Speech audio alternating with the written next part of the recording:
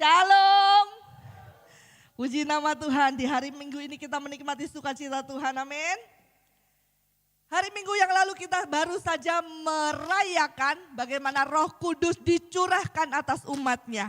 Dan hari ini saya ingin membuat kita mengerti lebih lagi betapa pentingnya, betapa dahsyatnya, betapa hebatnya yang diberikan bagi kita, yaitu Roh Kudus bagi setiap kita orang percaya. Hari-hari ini kalau kita melihat keadaan dunia ini, apalagi melihat keadaan media yang semakin cepat, semakin marak saudara ya. Kita kalau melihat keadaan dunia ini, banyak orang yang mulai hari-hari ini dengan segala keadaan zaman, yang mulai harganya naik, mulai persaingan harga, kemudian orang memulai mementingkan dirinya sendiri, orang yang mungkin tidak lagi memikirkan perasaan orang, akhirnya membuat satu dengan yang lain, bahkan orang sesama anak-anak Tuhan bisa mengalami yang namanya gesekan atau kekecewaan. Dan seringkali setiap anak-anak Tuhan yang mengalami setiap gesekan, kekecewaan, mereka bisa mengalami kekecewaan dalam keluarga, dalam pekerjaan yang dirasa tidak adil, atau kemudian kepada pemimpin, atau kecewa terhadap apapun. Seringkali kita merasa bahwa percumalah terlalu rohani. Seringkali orang banyak berkata, atau bahkan kalau sekarang di media membuat status, lebih baik aku jadi orang yang biasa-biasa saja, tidak terlalu rohani, yang penting aku gak pernah jahat sama orang lain. Itu kalau pelayanan luar biasa, tapi kelakuannya di luar juga luar binasa. Atau ada kata-kata lagi, dia itu kalau bahasa roh luar biasa dan lain sebagainya.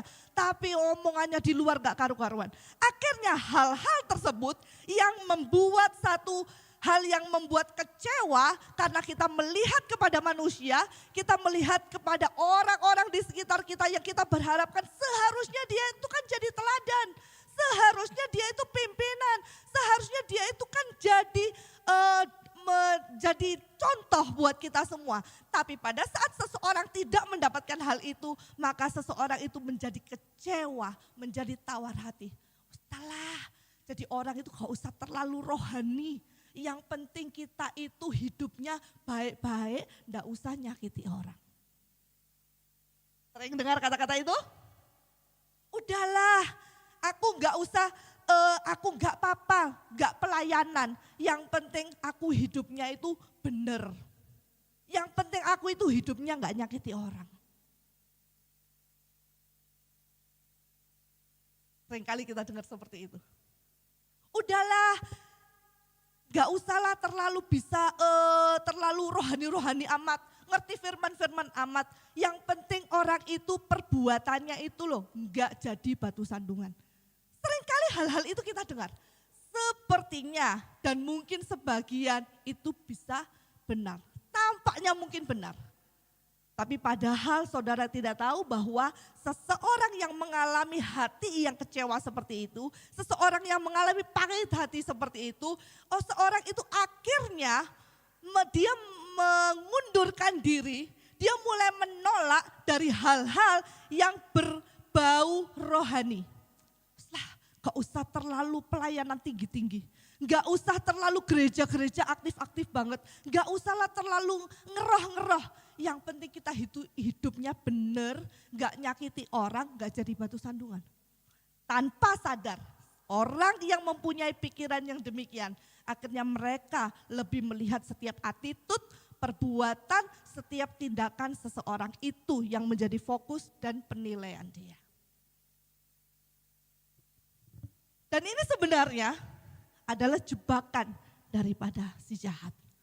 Karena apa? Saudara dibawa untuk dipalingkan daripada melihat hal yang terpenting dan Dan akhirnya kita hanya menjadi kecewa dengan melihat seseorang. Orang ini kok kelakuannya seperti ini. Orang ini kok kelakuannya seperti ini. Ih gila ya, dia benar-benar ya. Padahal kalau di gereja angkat tangannya paling tinggi, paling depan. Tapi luar biasa kelakuannya seperti itu. Kita menjadi pahit hati pada saat kita dikecewakan dengan orang-orang yang ternyata orang-orang tersebut kita seharusnya harapkan dia ini harusnya kelakuannya baik. Tapi ternyata kenapa dia tidak menjadi contoh. Kita menjadi kecewa.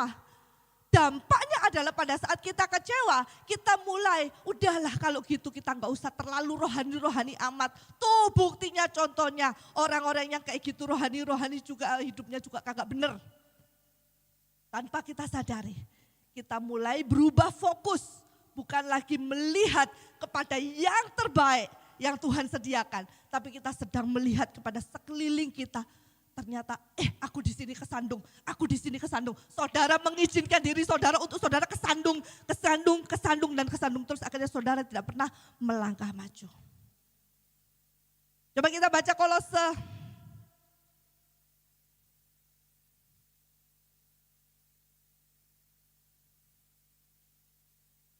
Kolose 3.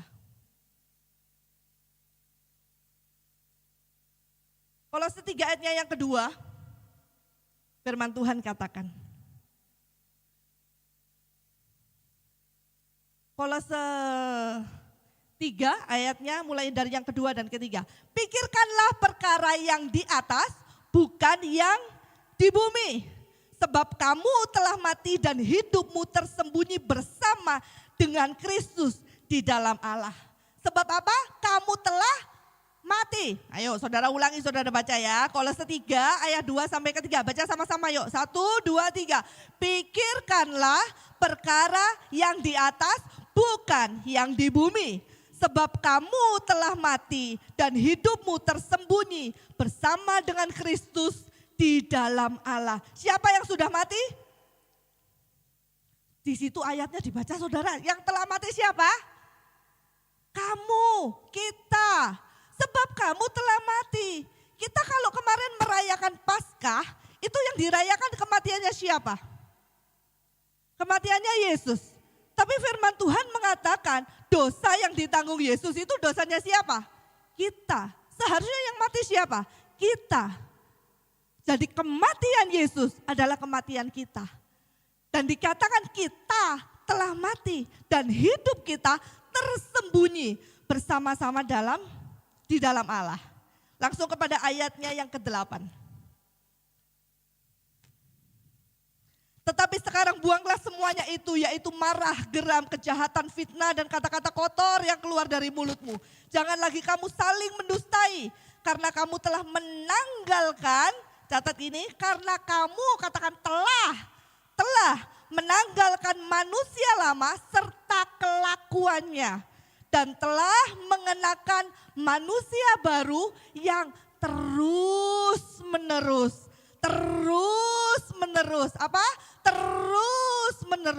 diperbaharui untuk memperoleh pengetahuan yang benar menurut gambar kaliknya. Jadi kita ini sebetulnya sama seperti orang-orang yang kita bilang, ih dia kok gitu sih, ih dia kelakuannya kok gitu sih. Kita dulunya juga sama, dari sono juga.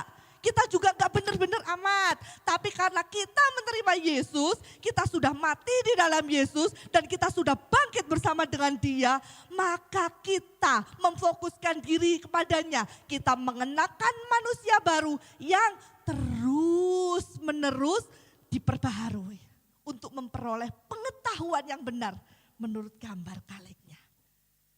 Jadi kalau kita lihat saudara seiman kita, dia ini kok kayak gini sih modelnya. Caranya bukan, kamu tuh gak boleh kayak gitu, kamu tuh nanti dosa. Saudara, makin saudara nyatakan dia dosa, makin saudara mengutuki dia. Caranya adalah bawa dia melihat kepada Yesus. Bawa dia untuk mengenal Yesus, maka dia akan menikmati yang namanya manusia baru itu. Dia memahami, oh ternyata aku ini manusia baru. Aku ini terus, akhirnya dia akan menikmati, terus menerus diperbaharui oleh Yesus Kristus. Amin. Jadi saya rindu biarlah kita di hari-hari ini Kita di sini semuanya mungkin wah semuanya temannya wah enak, keren banget namanya teman keluarga dalam Kristus. Tapi kalau di luar mungkin kita mulai lagi merasakan, orang ini kok kayak gini sih, orang ini kok kayak gini sih. Kita mulai kesel dengan satu dan yang lainnya. Dan yang yang sedihnya jika saudara sampai kecewa dengan seseorang, anak-anak Tuhan, sesama anak-anak Tuhan, lalu kita mulai mundur dan kita berkata, udahlah makanya gak usah rohani-rohani amat. Percuma rohani banyak karunia, banyak talenta, tapi kelakuannya seperti itu. Nah akhirnya kita membuat apa? Diri kita tawar hati, kita menjadi kecewa. Dan yang paling miris adalah engkau kehilangan yang terbaik yang Tuhan sediakan. Saudara mesti perlu bisa bedakan yang namanya bagaimana hidup benar-benar di dalam roh, seperti yang di sini sering diajarkan, Bapak Gembala sering ajarkan, hidup di dalam roh dengan yang namanya hidup agamawi. Kita tidak perlu menghakimi orang lain. Sebetulnya kita benar-benar gak perlu ngurusin orang lain, saudara. Rugi hidup kita kalau kita lihat orang lain terus menerus. Karena orang itu tidak membawa apapun dalam kehidupan kita. Tapi kita mengizinkan, memberikan hati kita untuk hati kita diatur oleh orang lain. Kalau dia begini aku senang, kalau dia begitu aku marah, kalau dia bersikap seperti ini aku jengkel. Akhirnya saudara yang memberikan hati saudara untuk dikendalikan oleh orang. Kitab Amsal berkata, bodohlah orang yang menyatakan sakit hati seketika itu juga. Firman Tuhan bilang bodoh. Jadi mari kita tidak melihat kepada sesama manusia, tapi kita belajar seperti firman Tuhan tadi di Kolose 3 ayatnya yang kedua. Karena itu pikirkanlah ayat 2 perkara yang di atas. Amin. Ada banyak hal yang perlu saudara ketahui tentang Yesus Kristus Tuhan. Ada banyak hal tentang kerajaan sorga yang disediakan bagi saudara. Ada banyak hal yang Tuhan sediakan untuk saudara dapat. Dan saudara dapat menjadi orang yang semakin menang, dan terus menang bersama Yesus Kristus Tuhan. Amin. Kasih tahu kanan kirimu, sekelilingmu katakan, pikirkan yang di atas. Jangan lihat dia, pikirkan yang di atas. Jangan kamu nontonin dia terus, makin sakit hati kita. Amin. Oke, kok sepi saudara ya? Ya. Dan kemarin kita baru saja merayakan pencurahan Roh Kudus. Saya harap saudara sampai di sini paham dulu ya, saya mau ke arah mana. Saya masih pembukaan ini saudara. Jadi saya rindu biarlah keadaan yang tidak baik di sekeliling kita, atau orang-orang yang menyakiti hati kita, atau orang-orang yang membuat kita kecewa, itu tidak membuat kita tawar hati dan kemudian kita mundur dan menjadi batu dan mengizinkan dia menjadi batu sandungan bagi kita. Udahlah, aku juga gak usah rohani, percuma lihat dia rohani, makin aku gak ingin ke gereja, makin aku gak ingin untuk melayani. No, saudara, itu benar-benar iblis berhasil memalingkan pandangan saudara. Saudara sedang dialihkan dari pandangan kepada memikirkan perkara di atas. Sampai di sini sepakat? Amin? Sepakat. Kita tidak lagi memikirkan masalah utang, cicilan, atau orang yang janggal tinggal dulu ya. Kompor udah dimatikan apa belum? Nanti aja ya. Jadi kita pikirkan dulu, apa yang mau dibawa Tuhan? Apa yang disediakan Tuhan? Kita abaikan dulu semuanya. Kita mesti tahu, jangan sampai kita memalingkan diri untuk memfokus kepada si ini. Akhirnya kita kehilangan yang penting, yaitu segala hal tentang kerajaan sorga yang disediakan bagi kita. Jangan kita terfokus kepada hal-hal yang di sekitar itu. Karena sekarang media ini luar biasa saudara. Kalau kita lihat ya, entah saya ini juga bingung. Kalau ada postingan, kita ngelihat seseorang, begitu lihat postingan, dia ini pelayan Tuhan tapi jatuh di dalam dosa, atau kemudian dia menjadi batu sandungan dan orang lain. Makanya, lalu ada nasihat setelahnya, nasihat bijak gitu ya. Makanya sebaiknya kita jadi manusia itu yang bisa memanusiakan orang lain. Tidak usah menjadi terlalu rohani, tapi yang penting kita bisa menganggap orang lain lebih manusia daripada kita. Oh bagus ini, relate ini bener. Langsung posting, langsung share. Gak pakai disuruh, otomatis. Kalau lihat konten-konten yang kayak gitu, wah bener ini relate. Jika ada orang yang menyakitimu, berarti dia belum damai dengan keadaannya. Berarti dia orang yang mencari perhatian dan membutuhkan kasih sayang. Oh relate ini relate, kita langsung share, kita langsung posting. Langsung saudara. Tapi jarang sekali saat saudara itu melihat firman Tuhan yang bagus, lalu saudara otomatis share dan posting. Nah itu lebih jarang. Tapi entah kenapa media itu begitu cepat. Nah anak-anak Tuhan mesti sadar hal ini. Apa yang kau konsumsi, apa yang kau tonton, apa yang kau dapatkan. Memang semua yang ada di media itu relate. Saudara tahu relate? Cocok dengan kehidupan kita. Persis ini kayak yang tak alami, bener banget ini. Tapi bener aja. Terus apa gunanya? Hanya membuat, oh aku loh makin kayak gini, lihat tentang bener ini yang dikatakan, aku nih ngalami yang kayak gini. Cuman hanya semakin mengasihani diri. Itu semua sampah saudara, buang itu semua.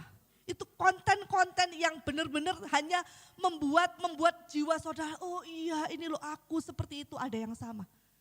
Cuma seperti itu, tapi tidak ada hal yang dapat mengubah atau mengendalikan atau mengubahkan keadaan saudara. Jadi ayo seperti Kolose 3 tadi, karena itu pikirkanlah perkara yang di atas, bukan yang di bumi.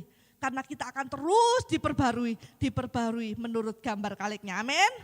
Oke, lanjut ya saudara. Kita kemarin baru saja merayakan hari pencurahan Roh Kudus. Saya rindu mengulas sedikit tentang Roh Kudus saudara. Betapa dahsyatnya kita semua yang memiliki Roh Kudus di dalam kehidupan kita. Siapa percaya di sini sudah diselamatkan di dalam Yesus Kristus Tuhan? Angkat tangannya. Semua diselamatkan di dalam Yesus Kristus Tuhan. Oke, turun tangan. Siapa di sini yang percaya sudah menerima Roh Kudus? Angkat tangannya. Menerima Roh Kudus, angkat tangannya. Oke, saya percaya kita semua sudah menerima Roh Kudus. Amin. Nah, saudara, kalau saudara punya Roh Kudus, seharusnya saudara itu harusnya ini ya, saudara berbeda daripada orang-orang di luar sana yang belum punya. Harusnya. Karena Roh Kudus itu bukan hanya menjadi meterai untuk keselamatan kita. Bukan hanya kita terima Yesus, lalu kemudian kita pasti mendapatkan tiket masuk surga karena Roh Kudus yang menjamin kehidupan kita. Bukan cuma itu. Kalau cuma itu kita perlu langsung pulang aja ke surga. Tapi bukan cuma itu. Roh Kudus itu menyertai kita dengan segala hal yang telah diberikan powerful saudara. Kalau saudara bisa tahu itu.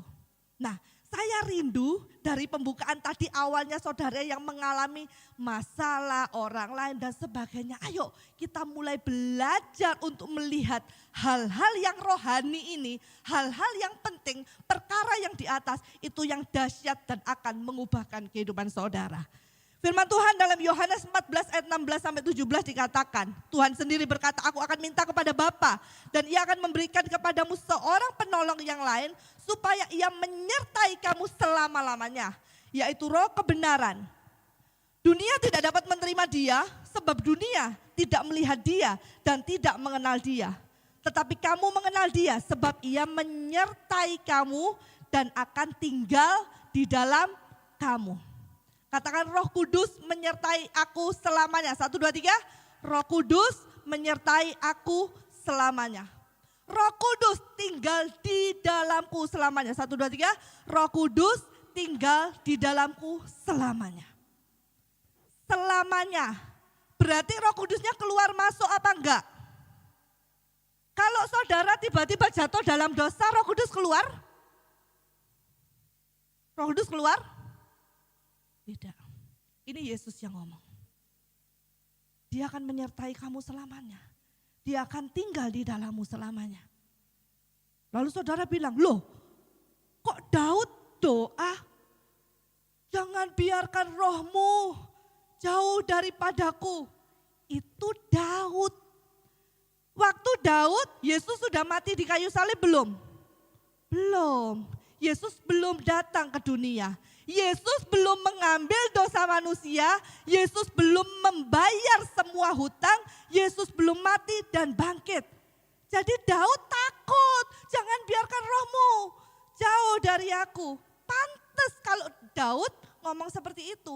Tapi kalau sekarang kita nyanyi, jangan biarkan rohmu jauh dariku Tuhan, cocok enggak? Cocok enggak? Enggak cocok. Karena Roh Kudus gak pernah tinggalkan kita Bapak Ibu. Kita mesti paham dan mesti teguh di sini. Roh Kudus gak pernah tinggalkan kita. Loh terus enak dong kalau kita berbuat dosa. Nah ini nih manusia ini selalu gini. Mikirnya ke situ mulu. Mikirnya selalu enggak mungkin, kebanyakan gitu saudara ya. Firman Tuhan sudah bilang Roh Kudus tidak pernah meninggalkan engkau. Saudara, saya perlu mengulas, ini sering diulas saudara ya. Kita ini dulunya berdosa. Sekarang sampai Roh Kudus, Roh Kristus tinggal di dalam kita. Caranya gimana? Yesus mati di atas kayu salib, mengambil semua dosa kita, ditimpakan kepadanya. Jadi dosa itu, sin, masih ada enggak? Enggak ada. Dosa itu sudah dalam kita. Jadi dosa itu bukan berbicara soal perbuatan. Tapi seluruh keberadaanmu, kamu orang berdosa atau kamu orang benar. Cuma itu pilihannya. Kalau kamu berkata, aku orang benar. Enggak sih, kadang benar, kadang enggak. Ya, kadang benar, kadang bisa lupa. Ya kan? Kita bisa berpikir seperti itu. Enggak saudara. Kalau Tuhan sudah katakan kamu orang benar, maka engkau orang benar. Lebih percaya perkataanmu atau perkataan Tuhan? Perkataan Tuhan. Kalau dia bilang kamu orang benar, maka kamu orang benar. Jadi Roh Kudus tidak pernah meninggalkan kita. Amin. Saudara mesti pahami itu dulu. Roh Kudus tidak pernah meninggalkan kita. Dia sudah ambil dosa kita, dia timpakan di dalam tubuhnya. Sudah ditanggung, sudah dibayar lunas. Maka kita, hidup kita sekarang Tuhan kuduskan. Ayo baca Ibrani 10 ayat 10. Baca Ibrani 10 ayat 10.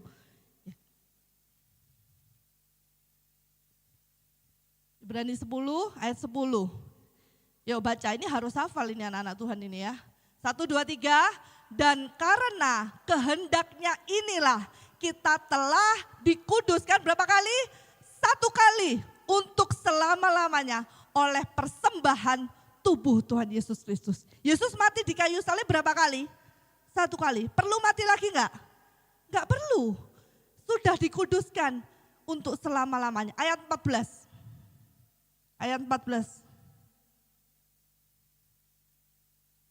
1, 2, 3. Sebab oleh 1 korban saja ia telah menyempurnakan untuk selama-lamanya mereka yang ia kuduskan. Siapa mereka itu? Katakan saya. Saya, kita. Kita baru saja melihat tetangga kita merayakan Idul Kurban saudara ya. Saya kebagian itu kambing saudara. Ada yang kebagian? Kayak kecipratan karena ada member dari persekutuan, terus dia depannya rumahnya masjid. Jadi seluruh tetangga dibagikan. Enggak bisa, masak dikasihkan Bu Novi. Saya masak saudara, saya makan, saya jadi ingat.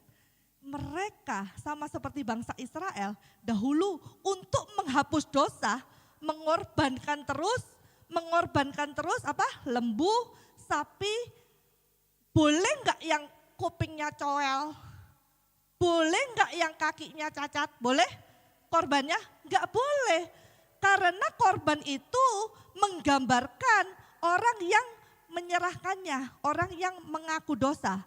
Orang yang ingin dosanya diampuni, dia harus bawa korban, dan korban itu harus sempurna karena korban ini menggantikan dia.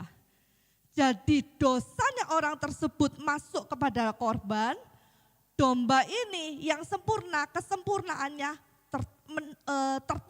tukar sama dia. Jadi orang yang menyerahkan korban, dia diberkati, korbannya harus mati. Itu juga yang dilakukan oleh bangsa Israel selama dahulu sebelum Yesus datang. Korbannya harus sempurna dan di sini dikatakan oleh satu korban saja. Korban kambing atau domba saja. 1 tahun sekali orang itu bebas dosa diberkati. Apalagi kita anak-anak Tuhan. Masa setiap kali kita merasa aduh aku salah. Berarti Tuhan marah sama aku, Tuhan murka sama aku. Pantaskah kita berpikir demikian? Tuhan sudah selesaikan 1 kali untuk selama-lamanya. Amin. 1 kali, katakan 1 kali. Sempurna, katakan. Amin. Tepuk tangan dulu yuk yang meriah buat Tuhan. Tersenyumlah saudara. Ya, kita bersyukur ya. Kita bersyukur. Oleh sebab itu hidup kita karena korbannya yang sempurna kita dikuduskan. Kita dikuduskan dan dia tinggal di dalam kita. Makanya dia itu kuduskan kita. Sama seperti kalau seorang presiden tiba-tiba mau mampir di rumahnya Ayeni misalnya. Wah, presiden mau mampir di rumahnya Ayeni. Yang dilakukan apa? Ayeni harus bersih-bersih. Ayeni harus apa? Nyapu-nyapu, harus ngecat-ngecat rumah. Gak perlu. Pas pampresnya, timnya akan datang, steril semuanya. Akan dibersihkan mulai dari gerbang itu Pizza Hut ya Ayeni ya, sampai belakang sana. Akan dibersihin semuanya. Akan dilihat ada kuman apa enggak, ada orang jahat apa enggak, semuanya disterilkan, dibersihkan. Sehingga sang petinggi, sang raja, sang pimpinan bisa datang. Tidak mungkin kalau kita ini belum kudus, Tuhan bilang Tuhan di dalamku. Tapi kita masih merasa aku bukan orang benar. Nah ini saudara kualak-kualik saudara. Paham ya sampai di sini? Kita sudah dibenarkan. Kita sudah dikuduskan, Roh Kudus tinggal di dalam kita. Makanya Tuhan tinggal terus di dalam kita. Tidak pernah dia meninggalkan kita. Amin. Yang kedua, Roh Kudus itu mengingatkan kita siapa kita di dalam Kristus. Yohanes 14 ayatnya yang 26. Yohanes 14 ayatnya yang ke-26. Tetapi penghibur, yaitu Roh Kudus yang akan diutus oleh Bapa dalam namaku, dialah yang akan mengajarkan segala sesuatu kepadamu dan akan mengingatkan kamu akan semua yang telah kukatakan kepadamu. Jadi tugasnya Roh Kudus itu untuk kasih tahu tentang segala hal, tentang apa yang dikatakan Kristus tentang saudara.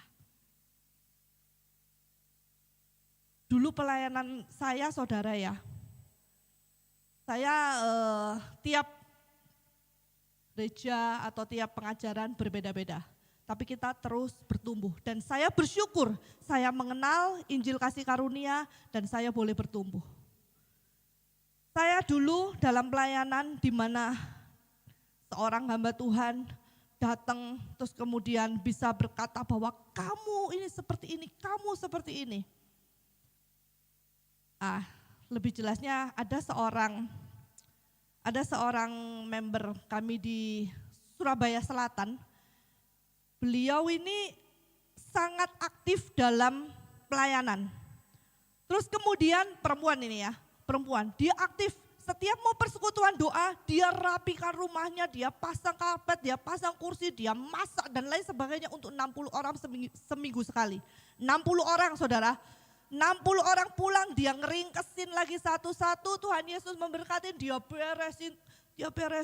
Begitu luar biasa untuk Tuhan, untuk pekerjaan Tuhan. Tapi satu saat dia kemudian mengalami kerugian Satu saat dia mengalami yang namanya kerugian. Dia bekerja truk ya saudara, pengiriman, truk kontainer begitu. Kemudian ada satu masa di mana truknya ini pokoknya hilang. Dan dia harus mengalami kerugian 400 juta. Kemudian dia datang kepada hamba Tuhan di situ. Dan hamba Tuhan itu langsung berkata, ini karena kamu sudah salah. Tuhan tidak suka kamu seperti ini. Kamu sudah keliru. Kamu ada salah di dalam hal ini, dan hal ini. Akhirnya tanpa dia mengerti kebenaran firman Tuhan yang lain dan dia hanya percaya kepada hamba Tuhan tersebut, dia langsung tersujud, menangis, dia tidak tahu, akhirnya dia bangkrut dan kehilangan pekerjaannya itu dan dia akhirnya tidak bisa menjalankan bisnisnya kembali. Kejadian kemudian yang berikutnya berlangsung bertahun-tahun, dia hanya berjualan di pasar sebagai orang jual sayur, saudara ya, jual sayur, jual bumbu, dia jualan. Dia mulai lagi dari bawah. Kemudian istrinya sakit kanker. Istrinya sakit kanker waktu itu dan dia berkata kepada hamba Tuhan tersebut, dan hamba Tuhan ini berkata bahwa ini pasti karena kamu kepahitan. Kamu harus minta ampun, kamu harus seperti ini. Dalam kesakitannya itu, dia akhirnya semakin parah. Karena apa? Ternyata aku salah. Dia harus menelponin satu-satu siapa orang yang sudah aku sakiti. Siapa orang yang mungkin sakit hati karena aku. Atau aku sakit hati karena siapa. Dia sakit, dia harus berpikir siapa orang yang aku sakiti. Siapa orang yang harus aku telepon. Dia semakin stres saudara, dia semakin terpuruk. Dia semakin hancur. Dan akhirnya singkat cerita dia meninggal. Setelah itu suaminya mulai bertemu dengan kami dan mulai belajar tentang firman Injil kasih karunia. Dan di situ suaminya dibukakan, oh ternyata Tuhan itu tidak seperti itu. Tuhan tidak menghakimi karena Tuhan sudah mengatakan oleh bilur Yesus, kamu sudah sembuh.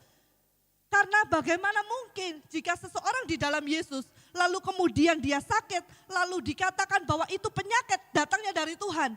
Itu sangat menyedihkan, itu fitnah terhadap Tuhan.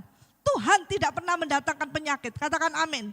Tuhan tidak pernah datangkan penyakit. Siapapun yang sakit di sekitarmu, yang ada di sekelilingmu, jangan pernah kau berkata bahwa ini penyakit dari Tuhan. Semua yang buruk itu datangnya dari setan. Tapi engkau punya Roh Kudus, jika engkau memahami. Makanya jangan sampai saudara kehilangan yang terbaik. Jika engkau memahami, maka engkau akan punya kemampuan. Oh sakit penyakit pergilah karena aku ada di dalam Yesus Kristus Tuhan. Roh Kudus tidak pernah memberitakan yang bukan dari Tuhan. Roh Kudus selalu mengingatkan apa yang dikatakan oleh Yesus Kristus. Dialah yang akan mengajarkan segala sesuatu kepadamu dan akan mengingatkan kamu akan semua yang telah kukatakan kepadamu. Di dalam kitab Lukas saudara, di dalam Lukas 4.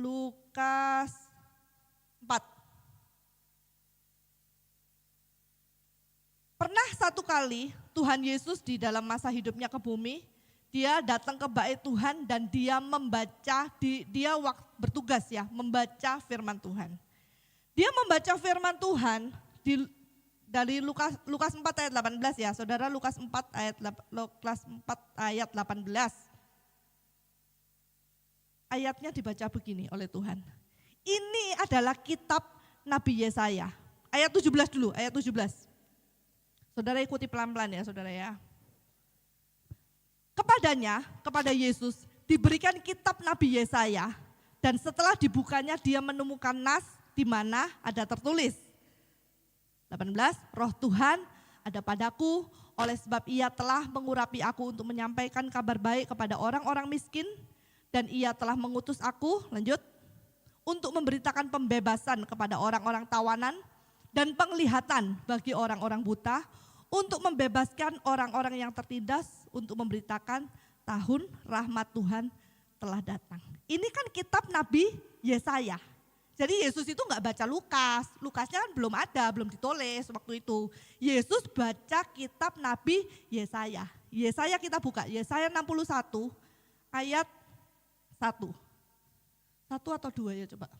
Yesaya 61.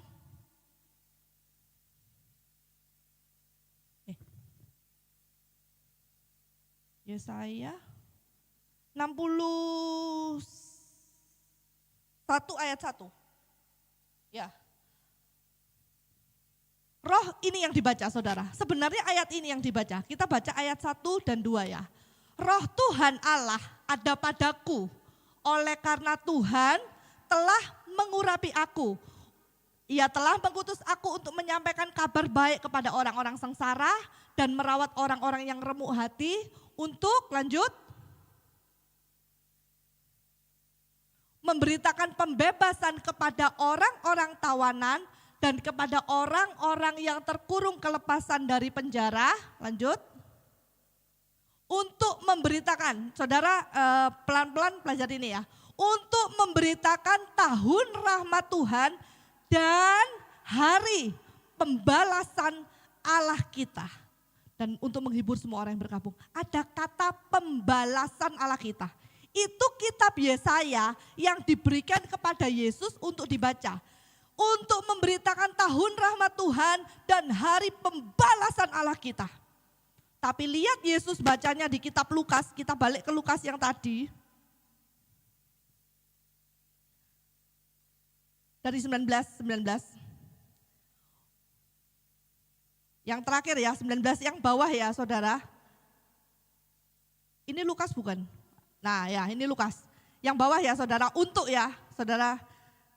Untuk memberitakan tahun rahmat Tuhan telah datang. Lanjut ayat ke-20. Lanjutnya ini. Kemudian ia apa saudara? Menutup kitab itu dan memberikan kembali kepada pejabat. Jadi apa? Tuhan Yesus bacanya enggak tuntas. Tuhan Yesus bacanya enggak diselesaikan. Dia cuman kasih tahu Tuhan ingin memberitakan tahun rahmat Tuhan sudah datang.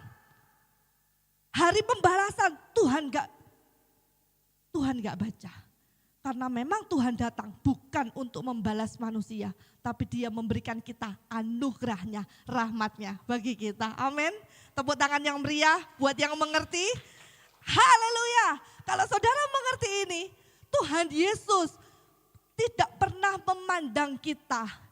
Kamu ini salah, kamu itu gak layak, kamu itu gak berkenan. No, kalau sampai ada suara, walaupun itu hamba Tuhan yang kayak apa, saudara mesti ingat, Bapamu di surga menerimamu sebagai anak dan mengasihimu tanpa syarat. Ingat betul ini, ingat betul ini.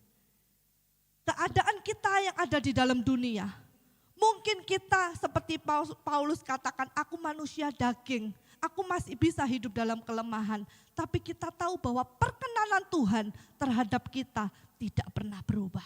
Dia setia. Jika kita bisa memahami ini, kalau Tuhan saja memandang kita, sangat mengasihi kita, tentu kita bisa melihat orang lain dengan memandangnya dengan kasih. Dia sedang diperbaharui terus-menerus. Kita pun diperbaharui terus-menerus, maka orang lain juga diperbaharui terus-menerus. Jadi mari kita semakin memahami bahwa di dalam Yesus Kristus Tuhan, Dia menyertai kita, Dia menerima kita, dan Dia memberikan kita kuasa, Bapak Ibu Saudara. Kalau kita mengalami keadaan yang buruk, jangan kita mulai berpikir, aku salah apa di hadapan Tuhan? Apa yang kurang? Apa yang keliru? Aku sudah perpuluhan, aku sudah pelayanan. Saudara kembali terhadap apa yang saudara lakukan.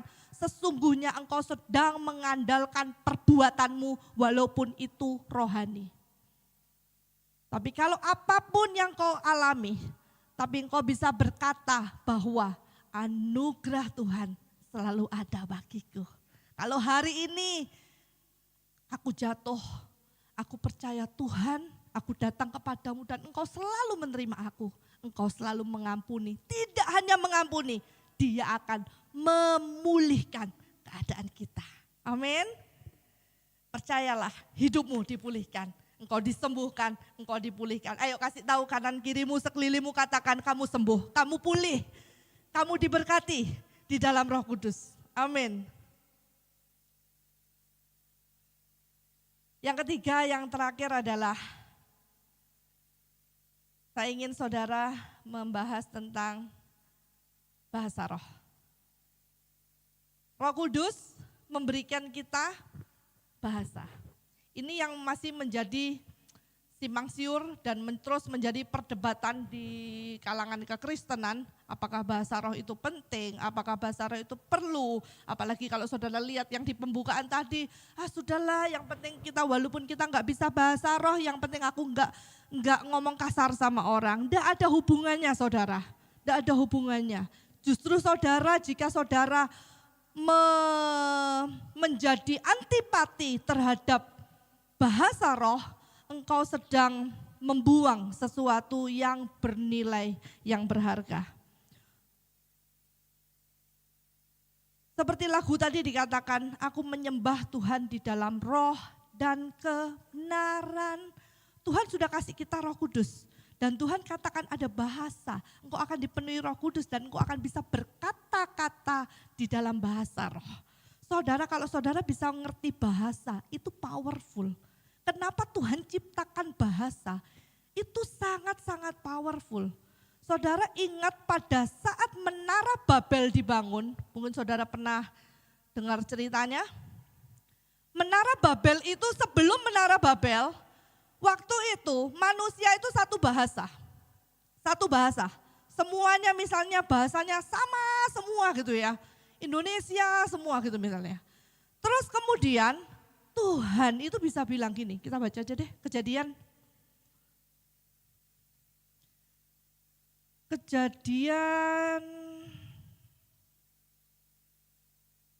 11 ayatnya yang ke-6. Kejadian 11 ayatnya yang ke-6. Oh, dari 5 lah, dari 5. Kejadian 11 ayatnya yang ke-5 dan ke-6. Lalu turunlah Tuhan untuk melihat kota dan menara yang didirikan oleh anak-anak manusia itu. Dan ia berfirman, mereka ini satu bangsa dan satu bahasa untuk semuanya. Ini barulah permulaan usaha mereka. Mulai dari sekarang, saudara jangan kelewatan ini Tuhan yang ngomong ini. Mulai dari sekarang, coba ikuti, sambung sama-sama. Apapun juga yang mereka rencanakan, tidak ada yang tidak akan dapat terlaksana. Ulang, nyimak gak ini maksudnya? Ayo lanjut. Mulai dari sekarang, apapun juga yang mereka rencanakan, tidak ada yang tidak akan dapat terlaksana.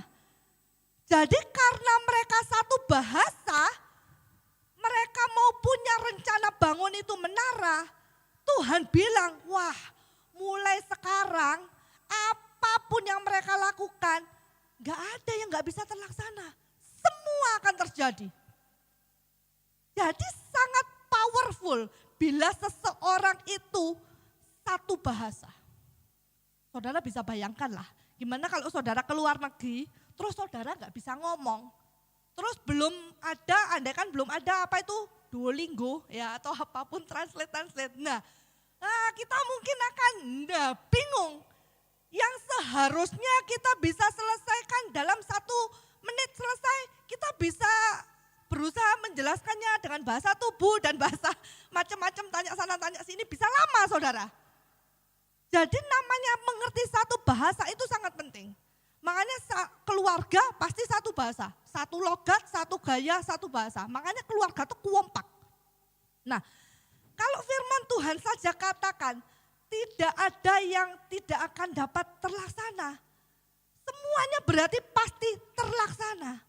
Makanya kalau Tuhan sampai berikan kepada kita, karena kita ini adalah anak kerajaan sorga, maka kita juga bisa bahasa dari sorga, bahasa Roh Kudus. Itu berarti bukan untuk gaya-gayaan supaya saudara terlihat keren dan rohani. No, itu penting untuk kita semua. Dalam Roma 8 ayatnya yang ke-27. Dari 26. Roma 8 ayatnya yang ke-26 sampai 28. Demikian juga Roh membantu kita dalam kelemahan kita. Sebab kita tidak tahu bagaimana sebenarnya kita harus berdoa. Tetapi Roh sendiri berdoa untuk kita kepada Allah dengan keluhan-keluhan yang tidak terucapkan. Kita mungkin gak bisa doa saudara ya, lagi dapat masalah berat gitu saudara ya. Kita gak bisa ngomong, cuma bisa nangis, kita mau ngomong apa takutnya salah, takutnya menyalahkan orang, takutnya menghujat Tuhan dan keliru. Tapi bahasa roh disediakan saudara, saudara tinggal berbahasa roh, bahasa roh tidak tunggu musik drum, tidak tunggu keyboard, tidak perlu. Kapanpun saudara bisa berkata, ora pasyara lapakara dan abasyikiriata kara lapasyara. Kapanpun di motor, di mobil, saudara bisa berbahasa roh dengan tetap waras. Tapi saudara tidak tahu, tapi firman Tuhan berkata roh saat saudara mengizinkan dengan rendah hati, lidahmu dipakai untuk berkata-kata dengan Bapa, maka roh itu akan membantu kita untuk berdoa kepada Bapa dengan keluhan-keluhan yang tidak bisa kita ucapkan. 27, Allah menyelidiki setiap hati nurani, mengetahui maksud roh itu, bahwa ia sesuai dengan kehendak Allah berdoa untuk orang-orang kudus. Baru ayat 28-nya ini cocok. Ayat 28 ini kan sering dicomot saudara ya, untuk jadi ayat mas gitu ya, cantik, ayat masnya bagus. Tapi saudara harus tahu ayat awalnya, itu karena engkau melibatkan Roh Kudus dan berbicara di dalam bahasa roh. Kita tahu sekarang bahwa Allah turut bekerja dalam segala sesuatu untuk mendatangkan kebaikan bagi mereka yang mengasihi Dia, yaitu yang terpanggil sesuai dengan rencana Allah. Jadi saat engkau melibatkan Roh Kudus, saat engkau berbahasa roh, maka Roh Kudus itu yang akan berbicara, mendoakan engkau kepada Bapa. Dan itu powerful, itu adalah satu fasilitas buat kita. Jadi ayo saudara yang sudah terima Yesus, saudara yang sudah terima Roh Kudus, saudara semakin sadar menjalani hari-hari ini, saudara tidak sendiri. Aku adalah manusia roh, ada Roh Kudus yang menyertai aku. Roh Kudus tidak akan pernah menyalahkan saudara. Roh Kudus tidak akan pernah membuat saudara semakin jauh dari Tuhan. Dan Roh Kudus tidak pernah meninggalkan saudara. Tapi Roh Kudus akan selalu menuntun kehidupan saudara. Amin. Saya minta pemain musik PAW bisa kembali naik.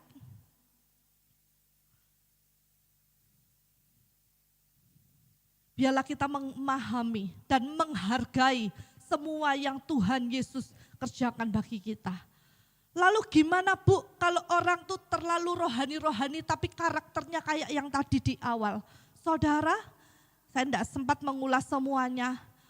Saudara ingat di Galatia yang dikatakan, yang ada lagunya kasih sukacita, damai sejahtera, kesabaran, kemurahan, kebaikan, kesetiaan, kelemah lembutan, dan penguasaan diri. Itu apa saudara? Buah roh. Buah roh. Kalau saudara bergaul dengan Roh Kudus, saudara hidup di dalam roh, saudara mengaktifkan Roh Kudus, saudara mengaktifkan manusia rohmu, maka buah itu akan tumbuh. Buah itu tumbuh atau dibuat? Tumbuh atau dibuat? Tumbuh. Buah itu tumbuh. Bagaimana buah itu tumbuh? Batang ranting, kita kan carang gitu ya. Ranting itu menyerap makanan, menyerap nutrisi dari akar. Maka dengan sendirinya dia tidak perlu bersusah payah, dia akan berbuah dengan sendirinya. Itulah buah roh. Jadi kalau kita melihat saudara-saudara sekitar kita, dia belum seperti yang seharusnya mungkin saudara pikirkan.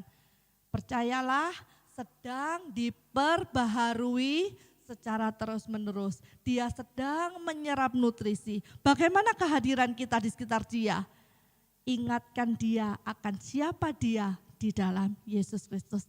Kamu anak kesayangan Tuhan, kamu orang yang diberkati.